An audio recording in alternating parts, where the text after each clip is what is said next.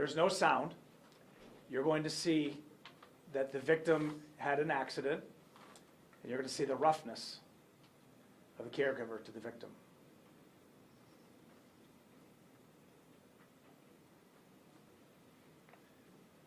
That is a soiled diaper. Takes the right hand around the neck in an attempt to choke.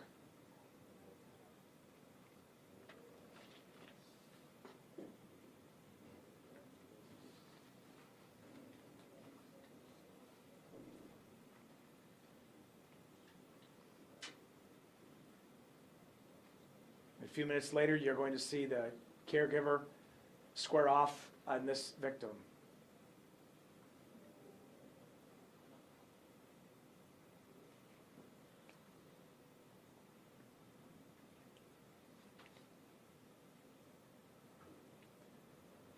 I know that's difficult for the family to see. But when you have somebody who has reached a tipping point and takes it out on somebody that is so frail and so vulnerable, this stage of dementia, you cannot carry on a conversation with our victim. This is severe dementia. She has no idea what's going on. She can't process what we process on a regular basis. Many times, these cases, they turn out to be what you just saw and worse. That's why when elder abuse was contacted, because of the family's progressive and proactive demonstration of videotaping this whole incident, because of what they saw, we were able to put the case together. I want to thank Sergeant Leonowitz and Lieutenant Nicholson and the Elder Abuse Task Force at the Landings of Genesee Valley. They have worked with us hand in hand. There may be other suspects that remove property from this room. You're going to hear more about that should that come to pass. But we're going to focus on this 26-year-old female, Miss Arrington, who was charged by the prosecutor. And with me is my co-laborer in justice, Prosecutor David Leyton. Sheriff, thank you. A very difficult situation here.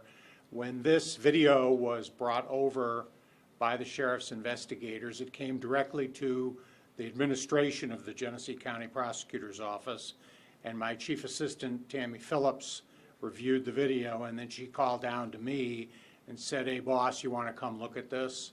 And I did, and just like all of you who have now just witnessed it, I was appalled, I was disgusted, and I was very angry.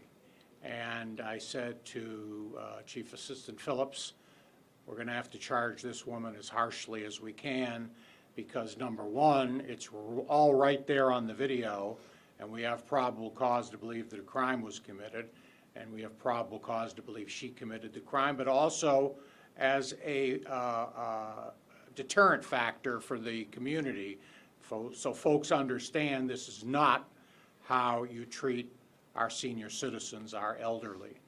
So as a result, we have charged Ms. Arrington with count 1, first-degree vulnerable adult abuse. And let me read the language to you.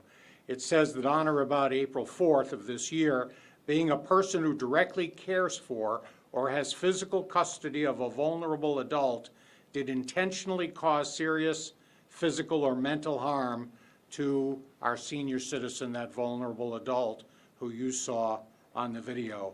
That's a felony punishable by up to 15 years in prison. Count 2, torture. On or about April 4th of this year, did with the intent to cause cruel or extreme physical or mental pain and suffering, inflict great bodily injury or severe mental pain or suffering upon our senior citizen, a person within her custody or physical control. That's a felony punishable by up to life in prison. And count 3 is assault with intent to do great bodily harm less than murder or by strangulation. On or about April 4th of this year, did make an assault upon our senior citizen by strangulation or suffocation or with intent to do great bodily harm less than the crime of murder. That's a felony punishable by up to 10 years in prison. As I say in all of these news conferences, our accused is innocent until proven guilty in a court of law. It is my responsibility to provide the evidence to the trier of fact to show her guilt beyond a reasonable doubt, and that is what we intend to do. Let me say this in closing. I remember when Vice President Hubert Humphrey said that the moral test of government is how we treat those in the dawn of life, our children, those in the shadows of life, our special needs folks, and those in the dusk of life, our senior citizens. This prosecutor believes in that moral test of government, and we are going to protect senior citizens in this county, and we're going to protect this senior citizen by prosecuting this case. Thank you. I told you that family is here. There's 3 members behind cameras, and the daughter Kathy is here. It's got to be difficult for you to see that video, but Very. would you tell, for teaching purposes and background, why your family decided to put a camera in there? It started back in December. We noticed some bruises and we talked to them and they were like, oh, well, she hit her arms on this or whatever. And just that gut feeling, no. And her hand was totally black. So I contacted Lieutenant Nicholson and he did some investigating and then, you know, they're not telling everything they know. And so then my sister Kim and I got together and we decided to put the nanny cam in there. And the first nanny cam we put in there didn't work, so she ended up with more bruises and same thing. She hit her arm on the wall, she hit her arm on the door frames, and then we got this nanny cam and, you know, we caught various things going on in my mom's room, like people stealing from her, and we're like, okay. But then we caught a couple of other where they were being too rough with her, and then we caught this on video. And like you said, 99.9% of the facilities out there, I think, take good care of their people. But that 0.1%, my advice is get a nanny cam, whether they're in a home, whether they're in an assisted living, whether you have them in your home and you have somebody that comes in a couple hours a day to watch them. We have to protect them. She's 93. And when you have nothing to hide, you have nothing to fear. What was it like when you first saw that footage of the bathroom, personally? I've always been my mom's protector, so and I couldn't drive. I had just had surgery. So I couldn't do anything, and I'm watching this, and all I kept saying was, my mom. You know, why are you doing this to my mom? She's 93, 5 foot tall, little 130-pound lady. Never been in a fight in her whole life. She had 3 older brothers. She didn't have to, you know. But horrified. Yeah. Just horrified. Do you feel like we've given her justice, the prosecutor, the sheriffs? I believe that you and your task force, and even Flint Township when they first came out, and Prosecutor Leyton, all I can do is sing your praises. Wow, I appreciate that. We do want to thank Flint Township. That's a great point, because they're the ones that helped work this with us. Tell us about your mom, what she was like growing up. My mom raised 3 girls on her own, so you can imagine. She had her hands full, and I was kind of the radical one, I'm not going to lie. But she was a great mom. She worked at AC, and my dad would never paid the child support, so my mom raised us on her own. She was, you know, every Saturday morning, get up, 7 o'clock, time to clean the house. That's what I remember. But, I mean, she was a great mom. She cooked for us. She took care of us, all on her own. Now it's your time to protect her. That's exactly it. I have been. My mom started getting dementia. She lived with me for about 8 months before we put her there. And I was still working at the time. So I told my sister, I'm like, we got to start looking for a place for Mom, because, like, she was in bed. I came home at, you know, I ran down to my daughter's for 20 minutes. I came back and she was gone. You know, she was gone for 2 hours. How long has she been in assisted living? She's been in this facility, in the memory care, about 4 or 5 years, I think. Wow. She was in the assisted living section over there before that for about 8 or 9. Does your mom recognize you? Sometimes she's like, oh, my daughter Kathy's here. And sometimes she's like, oh, my mom's here. Because if you look at a picture of my grandmother, I'm a spitting image of her. So, she gets a little confused. How's she doing now? I noticed that since she's where she's at now, if she's sleeping and you go, Mom, she'll be like, what? Or leave me alone, I'm sleeping. In the old place in Landings, if she was sleeping and you went, Mom, she would jerk, So she's getting better, but she's still got that, fear. But she's doing a lot So better. we thank you. Little trauma. Yes, she's still traumatized from it. She'll pick up her sleeves and go, I don't know what happened, but this is bad. I'm like, that's okay, Mommy, you don't have to know. I know. I got this. Again, we want to reiterate that we're thankful for the staff at Landings, the cooperation. Again, this doesn't paint all AFC nursing homes with the same brush, but it does if you cover or you hire individuals that continue to do this. I said to the media before, when you look at the staff that has to handle vulnerable adults, it'd be my personal opinion, we raise the standard of education and licensing, raise the standard of pay, bring in a quality, higher paid staff that can care for individuals like your mother who require more than just babysitting. They are in severe dementia, and to learn that. But when you constrict these facilities to hire people with low wages that are overworked, not justifying any of this, but this is the system that we have built. So I don't know what more we could do except for yell from a megaphone to require certain criteria and elevate the standard as well as the pay of those individuals for those homes and give them the opportunity. I know that our office works with the prosecutor's office and everybody else, and we're thankful for that. So Prosecutor Leyton, this is not our first time dealing with this, but we always hope that it'll be our last, and that's why the media's here to spread that message. Background checks, accountability, video cameras. We always say, nothing to hide, nothing to fear. That was a thing. I have no problem being on camera if you're doing the right thing. So we're going to open it up for a few questions from the media. Did she have any prior arrests?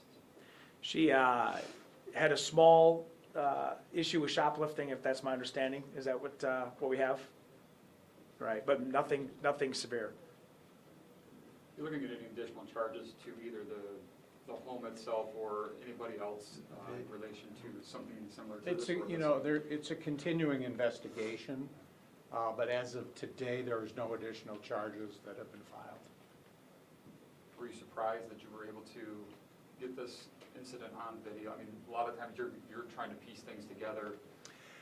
Well, I can say this, as a prosecuting attorney, I love video in any kind of situation because juries like video. And if we can show a jury video, we have a really good chance of showing the crime occurred beyond a reasonable doubt. So I think what the family did was brilliant, and it's certainly going to help us in the prosecution of this woman. You had mentioned bruises that you had noticed, in the months before.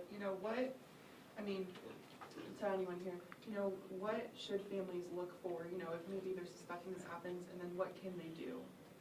I can tell you what we noticed, and that was like bruises, like handprint bruises, and about 3 or 4 weeks before we actually got this part on video, she had a couple bruises. My husband called and said, why the hell is it every time we come over there, my mother-in-law has bruises up and down her arms? Their response to him was, we don't talk like that here, and hung up on him. But we've gotten this, every time we brought it to their attention, it was, oh, she's hitting her arm on the walls, she's hitting her arm on door frames. I would tell you that part of the responsibility of caregivers is to, when you go there, when you see something, say something. And that's why the elder abuse hotline is there, 911 is there, our radio 257-3422. But ultimately, bruises that don't match the stories, bruises that are in different stages of healing. And you're going to get those different stories, but I think the takeaway that I heard from Kathy is our gut told us there's something. Go with your gut. That sixth sense really does make a difference. And I've often said that in elder abuse and child abuse cases, if you see something that seems out of the ordinary, tell somebody about it. The reason we're in these positions is we are public servants. We don't feel put out when the public calls and says, hey, something's wrong here. We want to go check it out. We hope it's right, okay, we hope nothing's wrong, but if something is wrong, we want to get at it. That's what we do. And there's no more important people to protect than those I mentioned earlier, children, special needs people, and senior citizens. All right, I want to thank Kathy, Kim, Kimberly, and Jim for coming down here and for your courage. Thank you for allowing us to tell this story, and we're going to continue to bring justice. Thank you, Prosecutor Leyton, for your continued support, protecting our people. Always. Thank you so much. Thank you. Thank you. Good job. You survived. Ours is up. Thank you. I'm down. So we're gonna, as you know, standard procedure, we'll send you a copy of the warrant, a copy of the booking folio, and the video.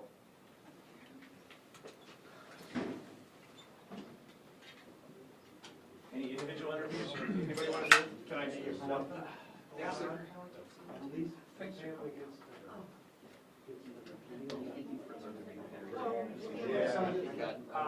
Your link.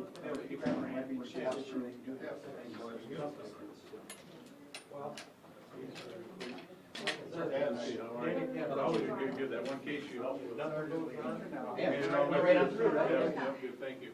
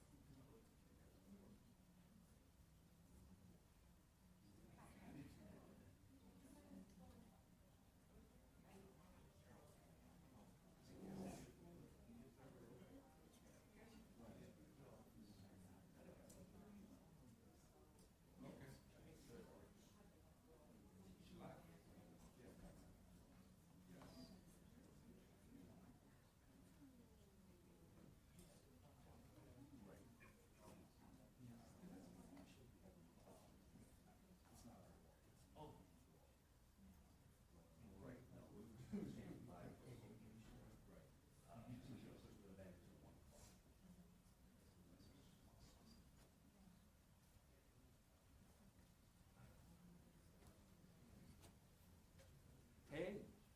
Oh, you here? You know you're gonna be right here, right? That's not what we said. So usually when it comes like this, we have her right next to him. Okay. But there's no way, because we don't want her blocking the chief, there's no way that she can be back here. Can we move, be back there to do what? We can't do this time. Yeah. So, Yeah. what? So they're looking at us now? Go this way. Go.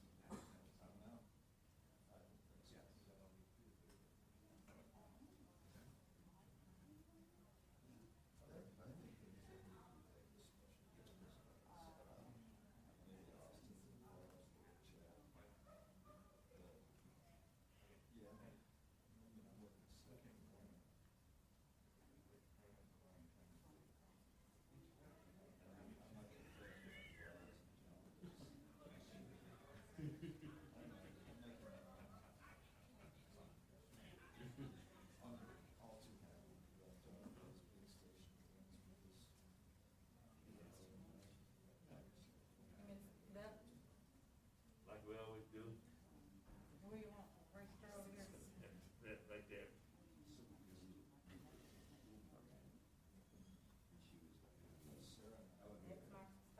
That's my spot. Hold on.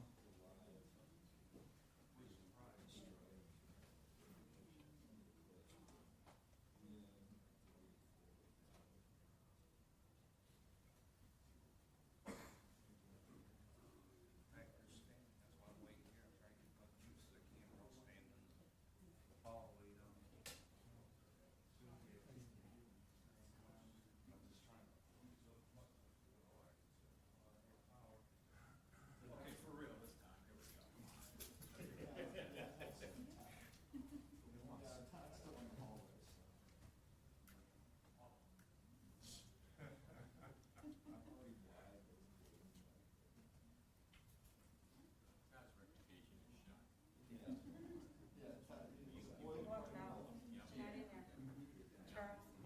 Oh. Okay.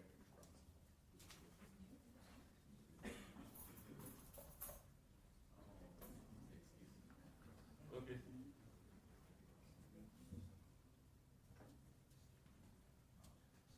Stand up one more time.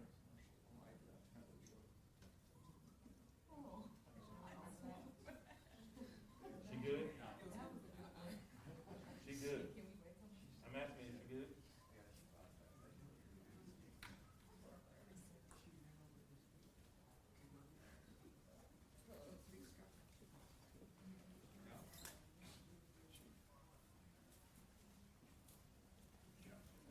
You sure?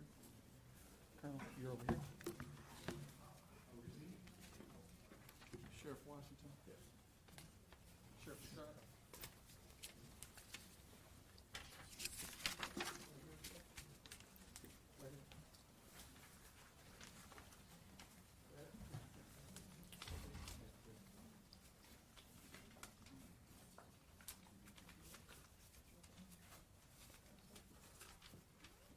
All right.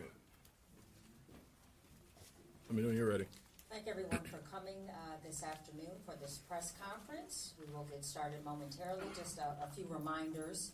At the conclusion of the press conference, if you do have a question, you can line up here. Please state your name and the company you work for. We are allowing just 2 questions because there are a lot of people who have some questions to get in. And if we are ready, we will get started. Go ahead, Chief. All right. Good morning, everyone. Before I get into my brief comments, I would like everyone here to just introduce themselves. And we'll start left to right here. Hi, my name is Sean Gibson. I'm the acting special agent in charge for HSI. Jim Deere, Special Agent in charge for ATF Michigan. Ruben Coleman, Acting Special Agent in charge, FBI Detroit. Good morning, Charles Sims, Fire Commissioner, City of Detroit. Good morning, everyone. Colonel James Grady, Director of the Michigan State Police. Good morning, everyone. Raphael Washington, Wayne County Sheriff, representing the Wayne County Sheriff's Office. Mike Bouchard, Oakland County Sheriff. Morning, Jason Blair, Chief of Windsor Police Service, across the board agenda. Good morning, Commander Jason Averill, Oakland County Sheriff's Office. Good morning, Elvin Barron, Chief of Police, City of Southfield. Good morning, Commander Matthew Fulgenzi, Detroit Police. Good morning, Charles Fitzgerald, Assistant Chief of Police in Detroit. Issa Shaheen, Dearborn Police Department, Police Chief. Good morning, Anthony Holt, Chief of Police, Wayne State University. Good morning, John Morris, Chief Patrol Agent, U.S. Border Patrol, Detroit Sector. Good morning, Lieutenant Kyle Rivera, Coast Guard Sector, Detroit. All right. I invite everyone to take a seat. Again, good morning, and thank you all for being here today. We're here to talk about the team effort that is going to make this draft event a safe one. I want to thank, first and foremost, the men and women of the Detroit Police Department. I will tell you, every single one of them will be working these 3 days. We call it a restricted day.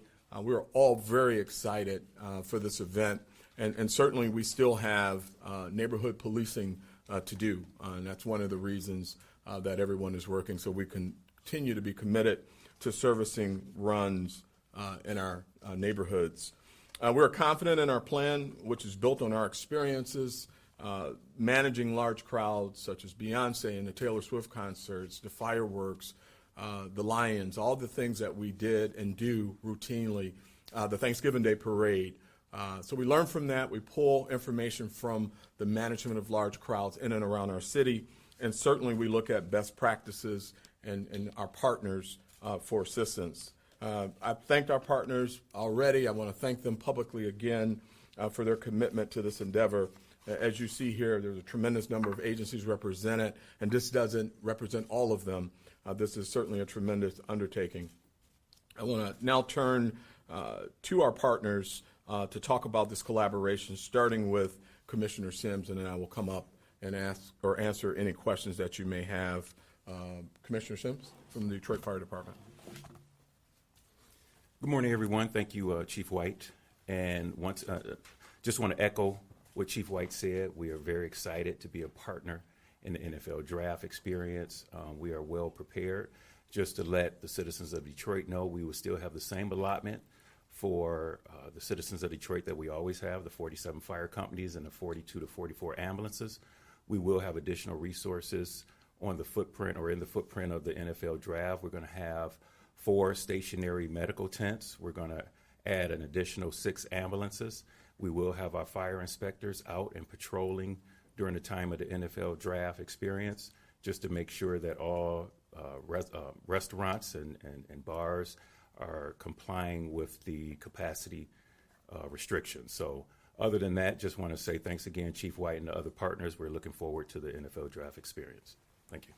Thank you, sir. Again, this is a tremendous undertaking. Our local, state, and federal partners are involved in this. The planning stages, which we started over a year ago, we looked at other agencies that have hosted this event. We learned from them. We learned how early they had to start in preparation. We started very early, well over a year ago, identifying some areas of opportunity, learning from